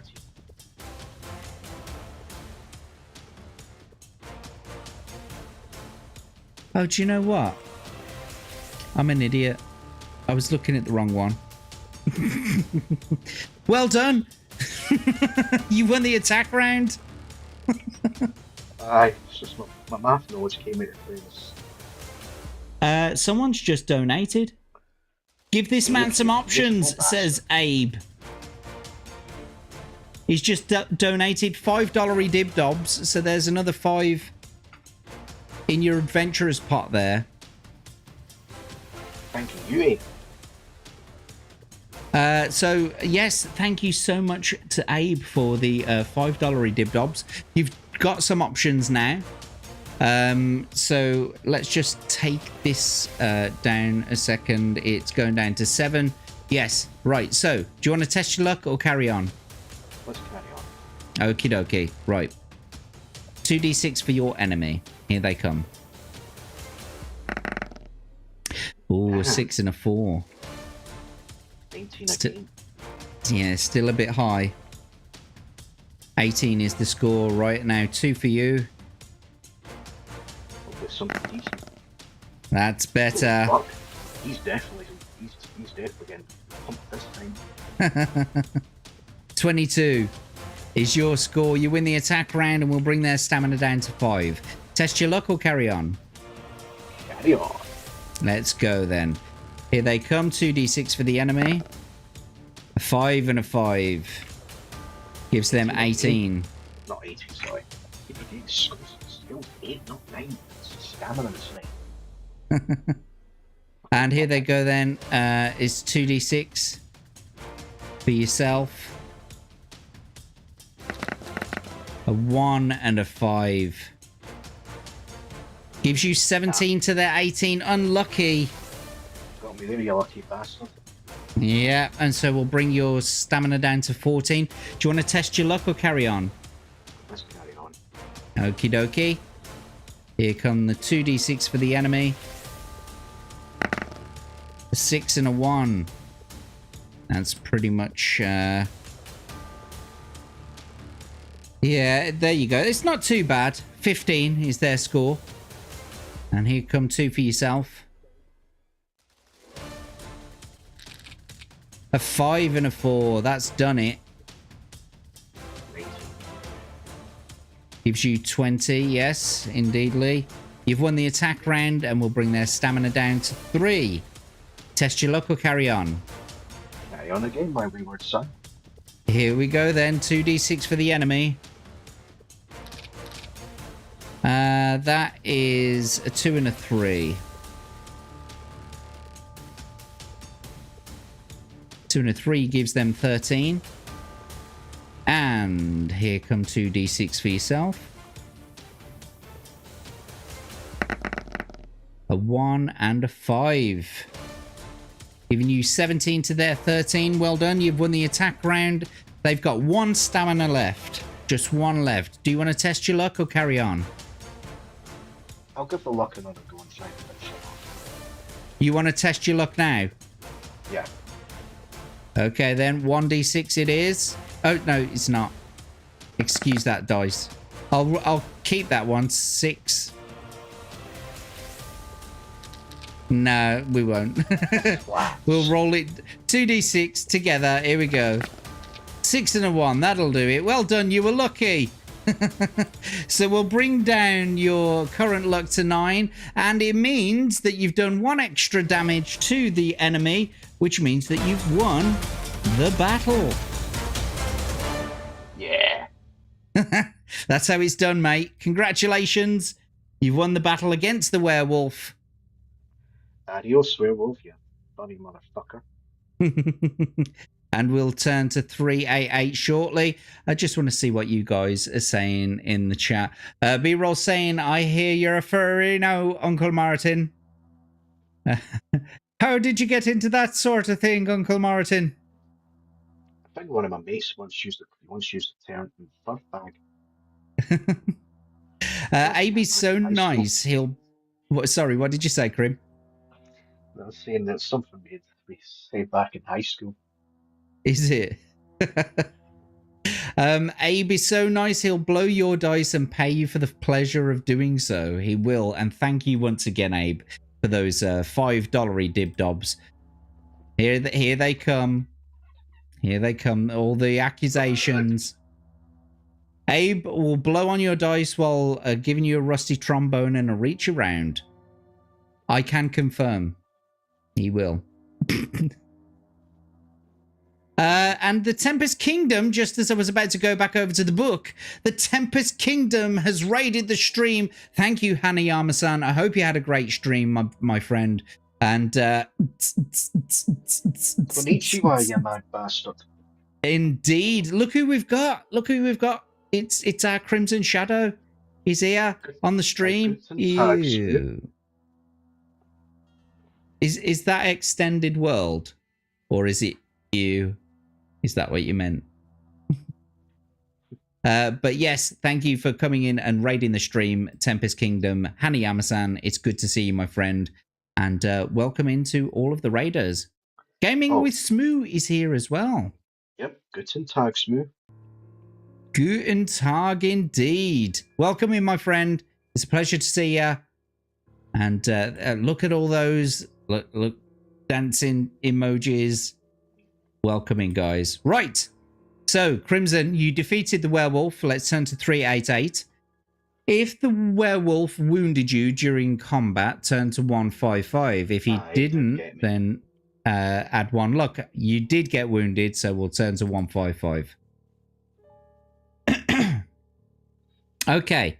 You settle down to sleep again, but start to shake and tremble. Sweat pours from your body through, although you feel very cold. Do you possess any belladonna? You do. So we'll turn to 83. You reach for your backpack and take out the belladonna. It is poisonous, but its effect will stop you from turning into a werewolf. Lose 2 stamina points for the effect of the potion, for the poison. If you're still alive, turn to 139. Right, so we've got to take 2 points off, which means that you're now down to 12 stamina. Would If you I like remember to correctly, would you like to take any provisions? I was about to ask that actually. Yes, I'll eat some. Okie dokie then. So how much is each provision worth, by the way? You said 4, right? That's correct. So if you take one now, you will go straight back up to 16. Okay, well I'll do 2 things actually. First, I'll eat 2. Okay. That brings you back up to 18, although you've lost 2 of the health that it would have given you. I'll accept that. And second, I'll down that potion of fortune. Interesting. Okay. So, Potion of Fortune is now gone. You are up to 12 initial luck, and your current luck is tops out. You are maxed out completely. Cool. Awesome. Okay, and you are just about to take the belladonna, so we'll remove that from your thingamabob, your inventory. You know, the Yeah, thing, you've the doohickey. And lemons. I remember that game. Right then, so here we go. You're still alive, 139. The effects of the belladonna and the bite of the werewolf wear off, and you finally manage to get back to sleep. In the morning, you collect your belongings and head north along the path into the forest. So turn to 198. The ground is quite steep as the path wends its way into the hills. By the time you reach the top, the sun is quite hot.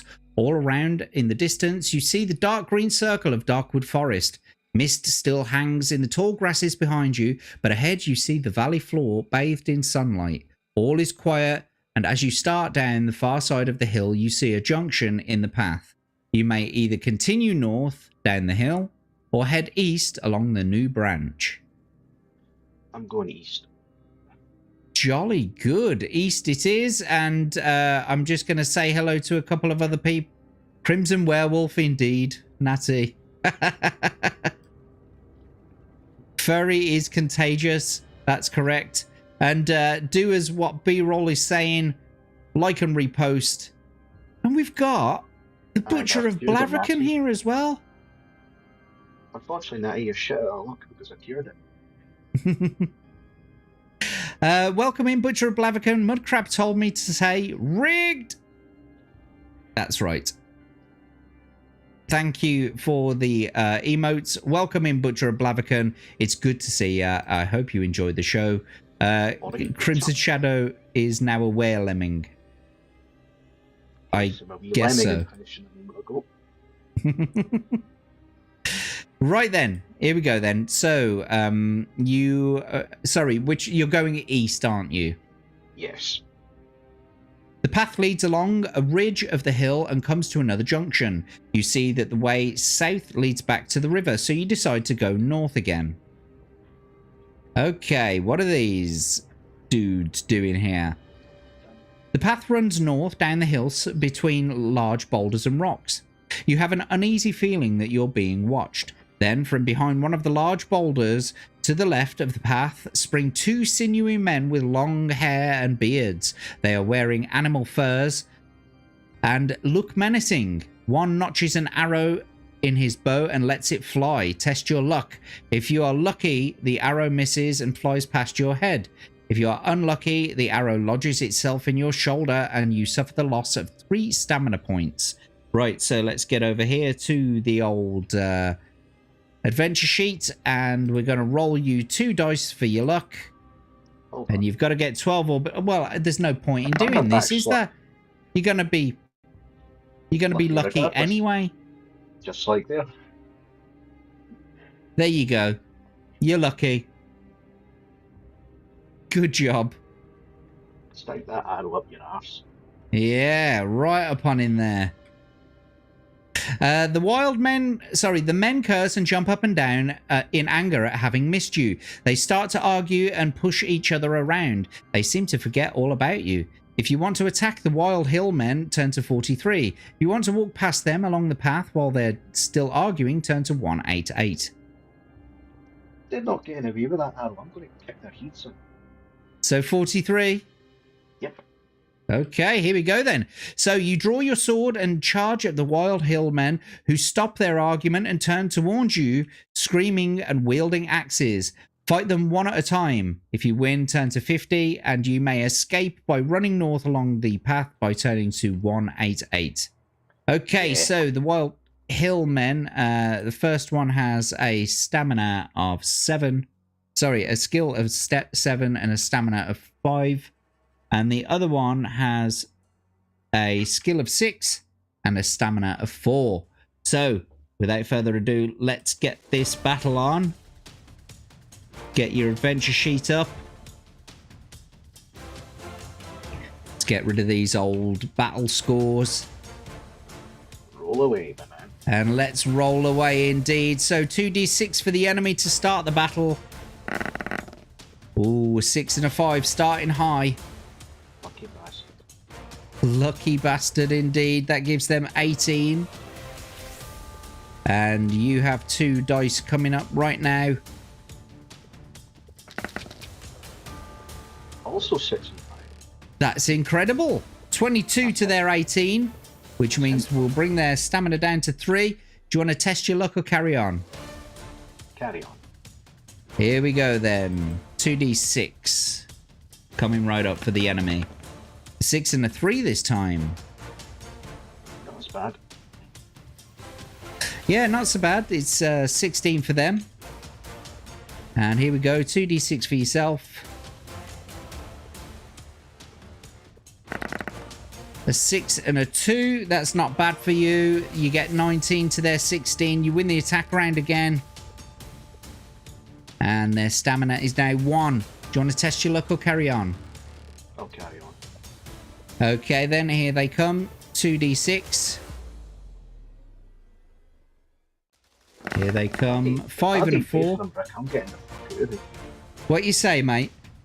Oh, Rick's comment. If I beat Faith, I'll get a fuck baby. Fuck that. Right then, so that was 16 for them.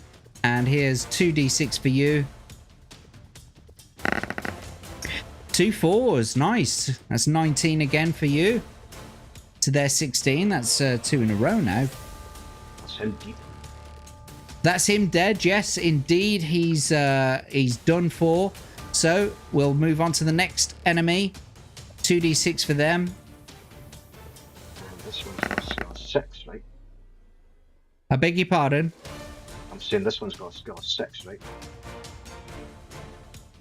Yes, a skill of 6. I couldn't quite hear you properly. It's only a stamina of 4. I can see in the top right of the skill sheet, my bad. Kind of shite thing. Adventure sheet sometimes. What But let's was... carry on. I don't remember what was rolled now. Let's roll again. Let's do it again. Someone could quickly rewind it, say it. Right, a 5 and a 1. It is. A 5 and 1 gives them 13. And here come 2 for yourself. 2 and a 5 give you 18 to their 13, which means you win the attack round. We'll bring their stamina down to 2. You want to test your luck or carry on?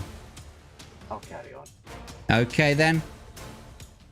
For one last time by the look of it, hopefully. A 2 and a 2. You gotta beat this, mate, surely. Hopefully I do. But call me Shirley. I mean, that gave them 11. Your base skill is 11. So you're definitely gonna win. Listen, I can't lose. But we'll roll anyway. Here it is. A 6 and a 5. You've definitely done it. Even if your math is right, Rick, who's winning anyway. Oh, am I doing it in the wrong one? I am, No. I? No, my roll was definitely 6 and 5. Rick's saying that the enemy's roll was 30. Yeah, shut up, Rick. Let the man play his game. He won anyway. So there it is. Congratulations. You won. You did it again. Butcher of Blaviken saying, fine, but I'm filming now. What's that about? What's going on in my chat? Any port in a storm? What's going on? Get back in the chair, Jay. And Grant's here as well. Welcome in, Grant Gregory. A pleasure to see you, my friend. Well, hi, Grant. And Atom was saying, where was it? Hippies. Why did it have to be hippies? Where is it? There it is. Of course. Right. So you did win. Hang on. You said you were putting it in the wrong one. Any port in a storm. Indeed. Any hole's a goal. Right then. So you fought them one at a time. You won. Let's turn to 50. Around the neck of one of the Wild Hill men, you find a small silver key hanging on a small leather cord. You untie the leather cord and put the key in your backpack. You set off north again, turning to 188. So let me just add that. Silver key. Silver key. There it is. It's on your adventure sheet now. And let's turn to 188. Walking down the hill, you see the valley floor stretching ahead and beyond, a sinister wall of trees. On the other side of the trees lies Stonebridge, your journey's end. Arriving on the valley floor, you see that the path comes to a junction. If you want to head west, turn to 221. If you want to head east, turn to 359. West. West it is.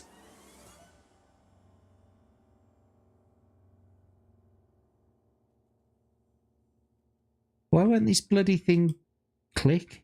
Okay. The valley floor is covered with lush green grass. It's very flat. You soon arrive at another junction in the path. You either continue west or you head north again.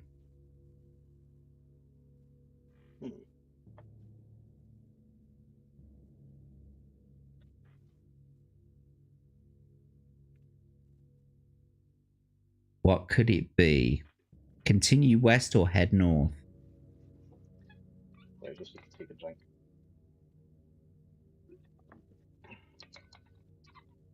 I think I'll wet me whistle as well. So, west or north?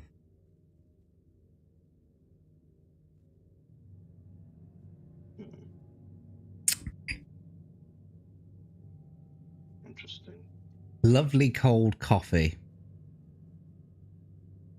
And we got Flavius here as well. Flavius X has just joined us in the chat. Welcome in, Flavius. It's a pleasure to see you. We've got CrimsonShadow here. He's playing the Forest of Doom, one of my favourite fighting fantasy choose your own adventure game books. And he's just... I'm going to press him for some time now because... okay, so you're going to go west. Here we go, 378. Some dude on shrooms, quite literally. To the left of the path, you see a small man with long grey hair, long grey beard sitting cross-legged on top of a huge mushroom. He's wearing a bright red jacket and cap. His trousers are black and end at his knees. He's asleep and is snoring loudly. You may either give him a gentle push to wake him up or walk quietly past him and continue your journey west.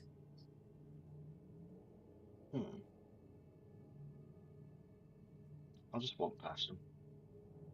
Okie dokie, 67 it is. You arrive at another junction in the path. The way south leads back to into the hills, so ignore it and continue west, 113. The path makes a sudden turn to the right and heads north across the valley floor.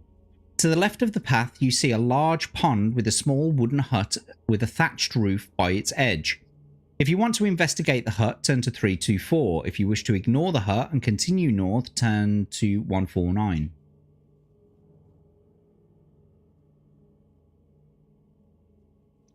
I'll go north. Rick reckons the mushroom man looked like a Cat Stevens album cover. I'll go north. You going north, are you, mate? Okay, dokie then. So, ignoring the hut, continuing north. As you walk across the valley, you see the dark green wall of dark wood forest looming up. The path leads directly into thick undergrowth, and you soon are walking between tall, dark trees and thorny bushes. It's dark and quiet. The path forks. So, do you want to walk east or north?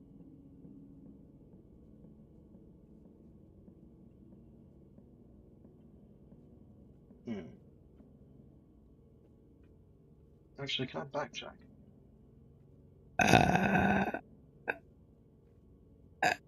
Yeah. Sorry. Do you know what? We're going to have to go back to 221 for a second. So go back to 22. If you are heading back, so 221, we went to 378, and then you continue past him. So we were at 67. So it went to 113. Okay, so do you want to? So we would have backtracked to here 113. So do you want to go in the hut? I'll buy another backtrack first.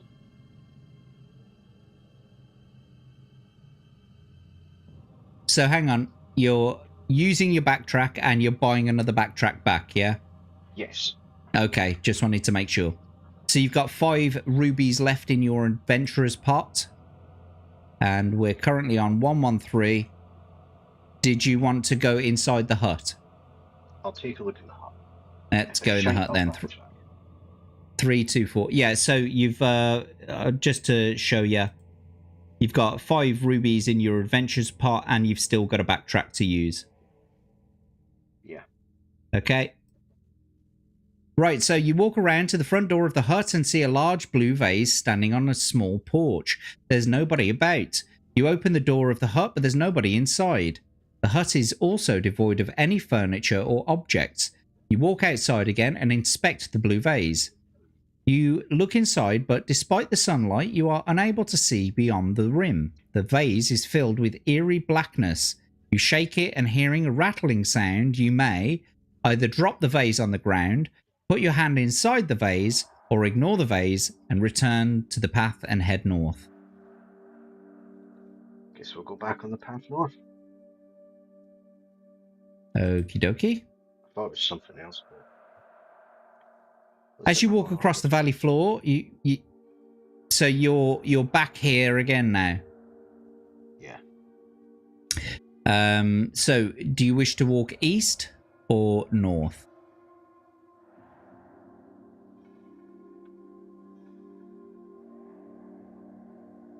I'll try east. Okie dokie. 130. Here we go. Oh, some cat chick. Backtrack.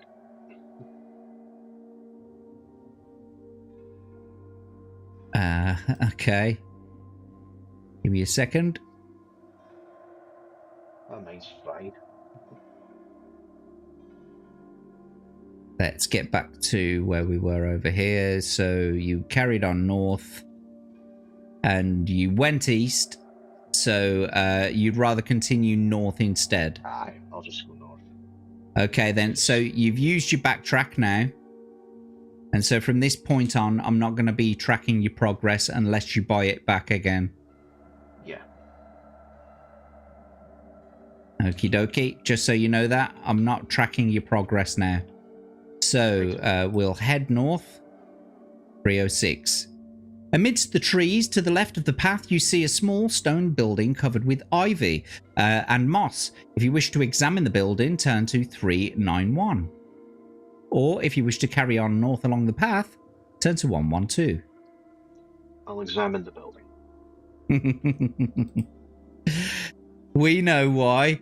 The building measures only 3 meters by 3 meters and has no windows. The door is made of stone and looks very solid. There is no handle, and there does not appear that there is another way of entering the building. Then you notice a tiny keyhole in the stone door. Do you possess a silver key? Well, you do, by Jove. Yep. Thank you, Keith Twass. So you take the small silver key from out of your backpack and you place it into the keyhole. It fits perfectly, and you give it a turn. The lock clicks and a stone door swings open. Stone stairs lead down from the door into the gloomy depths. You can't see a thing down the stairs. Do you want to go down, or do you want to leave the building and continue north? I will descend the stairs. Nothing ventured, nothing gained. Nothing ventured, nothing gained, indeed. And it's kind of, if you know where you are in the journey at this point, you know it's an important point. So you step carefully down the stone stairs, feeling your way as you go.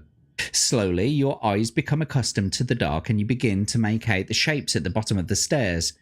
You are standing in a small square room with a low ceiling. The floor is thick with dust and there are cobwebs everywhere. In the middle of the room, there is what appears to be a large stone box measuring approximately 2 meters by 1 meter. The top of it is a great stone slab. Along one of the rough stone walls, you find a small alcove with a candle in it. You may either light the candle or walk back up the stairs and return to the path. I'll light a candle. Light the candle, indeed. The light from the candle casts an eerie shadow around the room. In the yellow light, you see the face of an old man carved into a stone slab atop of the box. Then you notice the leg of the skeleton protruding from the shadows in the far corner of the room. You walk over to the skeleton to inspect it. The skeleton is small and the skull has sharp protruding teeth. It could be the skeleton of either a goblin or an orc. You walk over to the stone box. The slab on the top looks as if it could be moved. If you wish to try and lift the stone slab, turn to 95. If you wish to ignore the slab and return to the path and head north, it keeps trying to make you go north. But I've got a feeling you're going to try and move the slab. Yes, I'm lifting the slab. Lift that slab. You try with all of your might to move the stone slab, but it won't budge. Do you have any dust of levitation? You do. Thank you, Quinn. So you take the you take from your backpack the glass vial containing the sparkling dust and sprinkle it on the stone slab. Slowly the stone slab starts to rise in the air. You peer into the box and are horrified to see a rotting corpse lying there.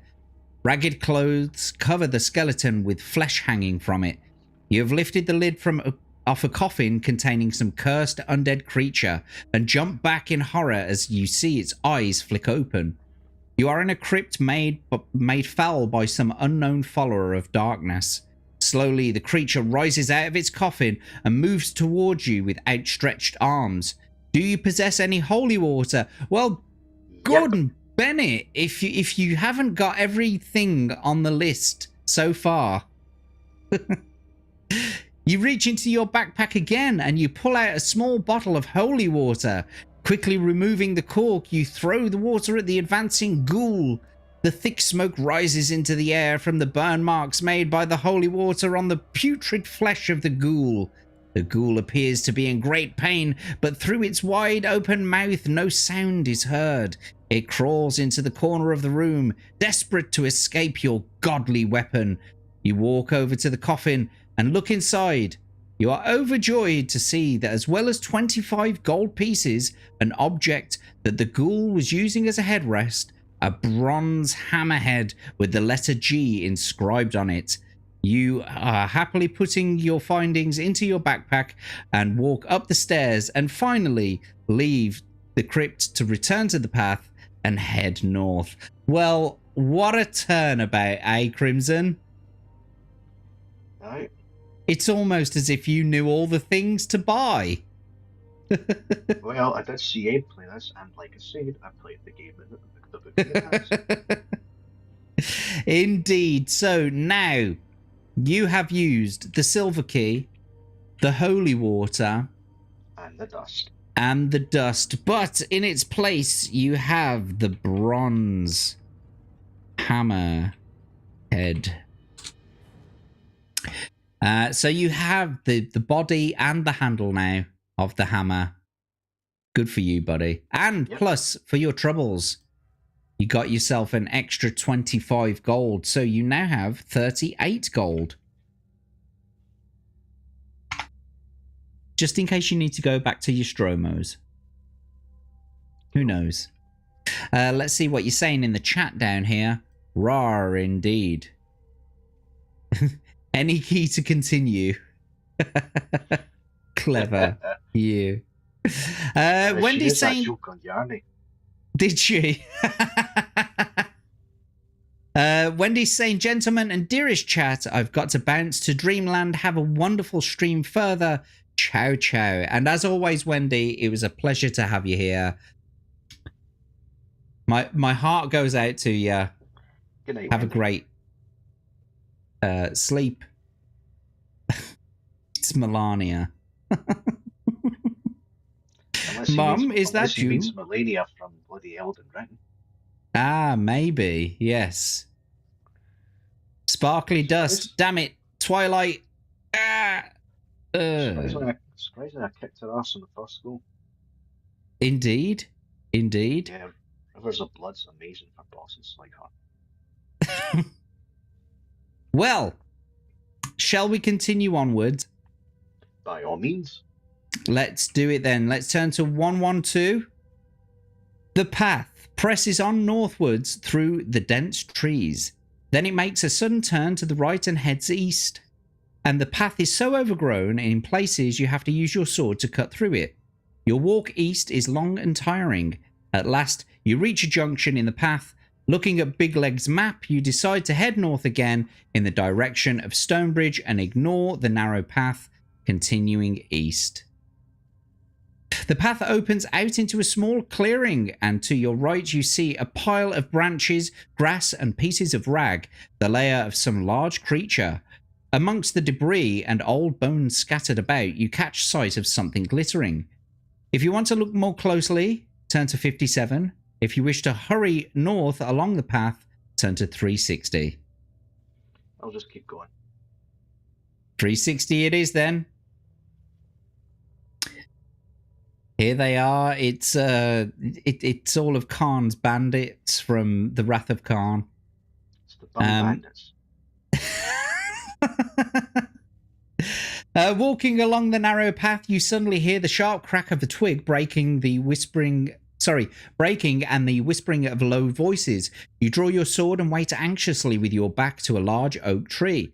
Then from behind the trees opposite you step 4 men and a woman dressed in green tunics. Each looks menacing and they stand with swords and axes in their hands. The young woman steps forward and tells you that you're trespassing on their territory and you must pay the levy of 5 objects from your backpack or face the consequences. Do you want to give them what they want, or would you rather spit on the ground and reply and fight them? 5 gold, take it. Okie dokie. 279. Treat all the items in your backpack as a single object, including each gold piece. So you want to give them 5 gold pieces, is that right? Aye. Okie dokie. You've now got 33 gold pieces. They can go get pished in the tavern. Ah, I like your style. You've got the hammer of Stonebridge. You know which way you're heading, and you're like, fuck it, guys. I'm too happy today.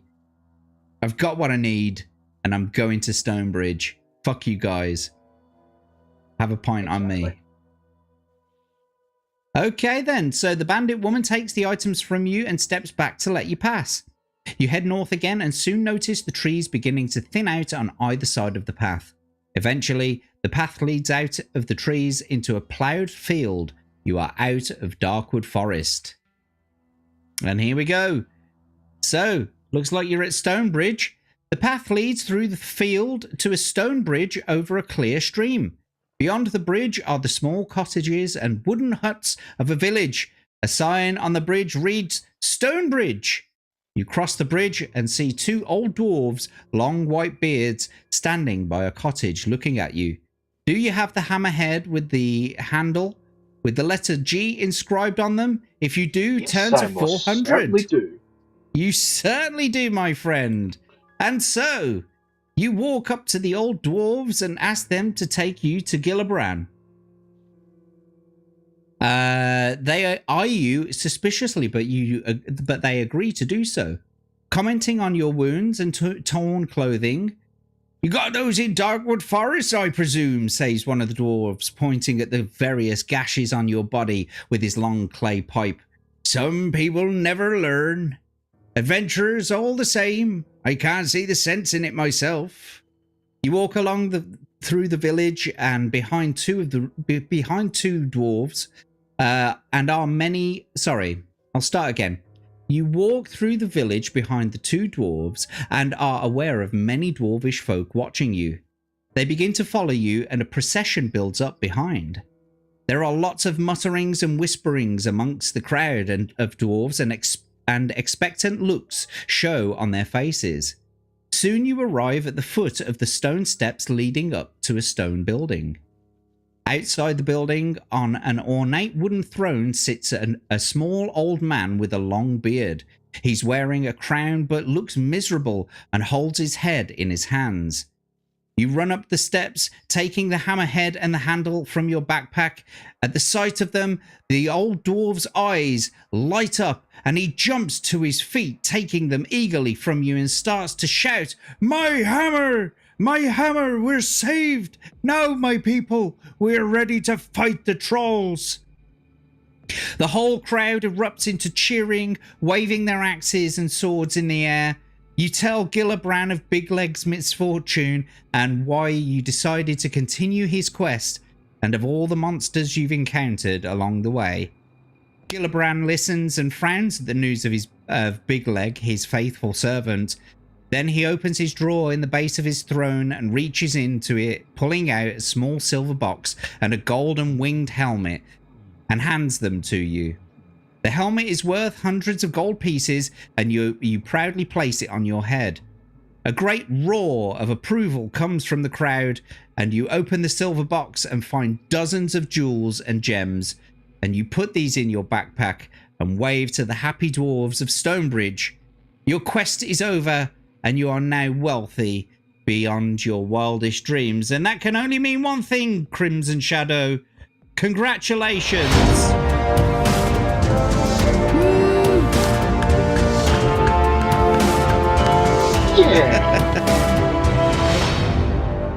You did it, my friend. Congratulations. Your first time on the show, and you did it in one fell swoop. Give him a round of applause in the chat, everyone. How do you feel, mate? Fucking fantastic. That makes me winner number 6 and the third one shot. There you go. So who was the second one shot then? I believe Abe one shot the Husapel. Did he? There you go. So it's you, Abe, and Hanayama now, isn't it? Yep. Wow. Great job. Abe, that bad bastard. Natty's saying it's very rigged. Done in one swell foop. Indeed. And so, yes, congratulations. And you've still got $5 dibdobs, 5 rubies in your adventurer's pot. We won't be starting I know you were hoping to start a brand new adventure, but we won't be starting a brand new adventure because by the time we've actually got into it, it's gonna be too close to closing time anyway, because we're almost there now anyway. So we're not going to be starting a new adventure. But what I am happy about is that you were able to one-shot this. And so because you have completed your quest, I assume that you'd like to pay those $5 dibdobs forward to the next adventurer? Yes. Fantastic. Rigged AF. It certainly is. It's good to have this stream back. I was really missing it. Yeah, I got to be honest with you, mate. You know, like it's just because I've been so busy with stuff in real life. I just haven't been able to make it work. I've had to let quite. Pardon? That's understandable. Yeah, and the thing is, I've had to actually let a few people down because they were booked in, obviously, and I've had to let them down. So we're going to have to rearrange to have them on. But I like this one in particular. I knew that you'd purposefully put the time aside, and this was going to be like a once in a blue moon sort of thing. So I had to make sure that I was able to do tonight's stream. Aye, because otherwise everyone would be in bloody sleep and I'd have been talking quietly and to not wake them up. But Have you because both enjoyed my yourself, mate? I have. It's been great. I am so happy to hear that, and I'm so happy to have had you on the show as well. It's been a long time coming. You're one of our biggest contributors, and I'm so glad that people followed in your footsteps as well. And even though they were few and far between, they were still there and to support you, and like the person who usually supports everybody else. And I'm glad that they followed in your footsteps and was able to support you too. So thank you very much to our donators today. Yes, Aye, there you go. much, Our shadow. much appreciated. I mean, obviously, don't bloody fuck yourself financially, obviously, on No, anyone's do behalf. That's fair. Gibbs. I want your money. Uh, well, Crimson, we're going to say goodbye to you shortly. But before we do that and we push you into the studio in the back, is there anything that you want to promote? Do you want to tell anyone where you're going to be or what you're going to, any links or anything like that? Or any messages for the chat? Go for it now. Well, obviously, I'm not a streamer, but you'll definitely catch me in a few of the usual suspect streams, including Mr. P's. So, most definitely Yarny, most definitely yourself, the Humpty Chinwag, Mm-hmm. and whatever streams I do have an opportunity to tune into. Are you doing like team play Tuesday or the Thursday one where you join in the Discord and There hasn't been that in a while, to be honest. has it not been going on? Oh, that's a shame. That is At a least not that shame. I know of. Well, look out for him anyway, because he may very well be on one of Tomby's streams in the background, or you might hear him on Discord or whatever. But CrimsonShadow, thank you so much for being here today. It's been, like I said, it's been a long time coming, and I'm so glad to have been able to have got you on the show. And thank you for taking some of your annual leave to be able to come and do this. Not a problem. One more thing though. I'll put in for another 2 weeks at the start of July. Ah, I see. So you may be able to come back in for the start of July. So there's a possibility then. Okie dokie. Well, I'll definitely keep that in mind, and let us know in the comments below if you want to see Crimson back. I'm sure you all do. He's been a fantastic adventurer. I'm sure you'll all agree. But for now, Crimson, congratulations. You are our sixth winner and our third one-shotter. You are now in the one-shot club. Congratulations. You won your adventurer, but for now, your journey is over. And so we'll say good night to you, mate. Cheery bye, troops. And I am, of course, Jack Tarlad. You can find me on Twitter at Jack Tarlad. You can find my link tree in the bio there, all of my socials, all of my channels. If you're not already subscribed, please do subscribe. Keep an eye out for some of my daytime streams. Chat Battle is in hiatus at the moment until next month. We'll be doing the Jack and Abe show on Tuesday at 10:30. Come and join us then. And then it's the Hump Day Chinwag on Wednesday at 8 o'clock. And then it's back here at 10 o'clock for another episode of Read and Roll. So thank you very much to everyone in the chat. It wouldn't be the same without you. And thank you to all of our donators. Until next time, take care and good night.